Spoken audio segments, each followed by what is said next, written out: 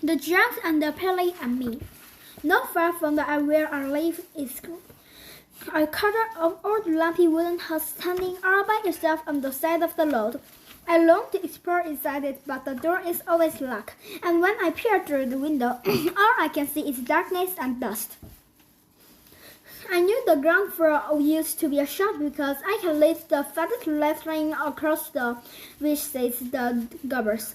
My mother has told me that in our part of the country, in these olden days, Gubber was another name for the sheep shop. And now, every time I look at it, I think to myself, what a lovely old sheep shop it must have been. On the shop window itself, somebody has painted in white the rose for star.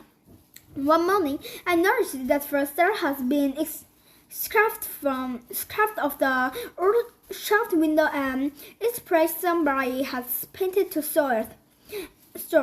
I stood there standing at the new lighting and watching like a mad at it had been me who bought it, because I would have been able to make it to a Gubber all over again.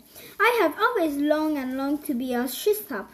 The sheep shop of my dreams would be loaded from top to bottom with Starbucks snacks and caramel fudge and lotion toffee and sugar shirts and butter gumbers and thousands of other glorious things like that. Oh boy, what I couldn't have done with that old Gubber shop if it had been mine. On my next day visit to the Gubber, I was standing across the road gazing the wonderful old building when suddenly an enormous bathtub came sailing out through one of the second floor windows and crashed my light onto the middle of the road. A few moments later, a white program laboratory pan was with the wooden seat stirred on it came flying out of the same window and landed with the wonderful splintering cash just beside the bathroom. This was followed by a kitchen sink, an empty carry case, and 4 posters had been 2 hot water bottles and a locking horse and a sewing machine. And goodness, you knew what else besides. It looked as if the madam was leaping out of the hole of the inside of the house, because now pieces of centerpiece and bits of the medicines and a whole of old floorboards came whistling around through the windows. Then there was silence. I waited, but not another sound came from with the building. I crossed the road and stood right under the windows and called out, Is everybody at home? There was no answer. In the end, began to get dark, so I had to turn away and start walking home. But you can bet your life nothing was going to stop me from hurrying back there again tomorrow morning to see what the next surprise was going to be.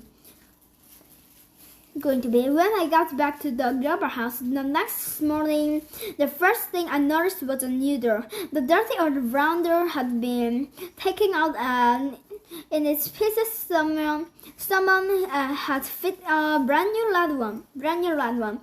The new door was fantastic. It was twice as high as the other had been, and it looked ridiculous. I couldn't begin to imagine who would want a tremendous tall door like that in his house unless it was giant. As well as this, somebody had scraped away the solid north on the shop window, and now there was a whole lot of different writing all over the grass. I stood there reading it, trying to figure out what on earth it meant.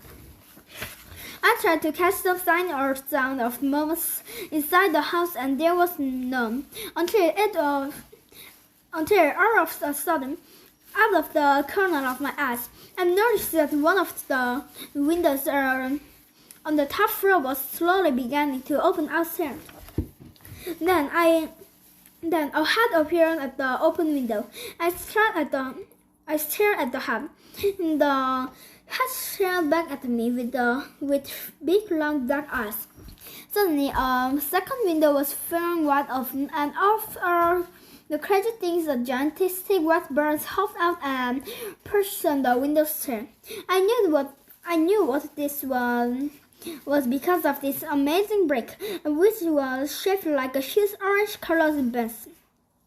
The chicken looked down at me and slung out.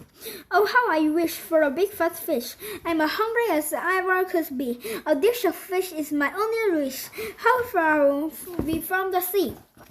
The end.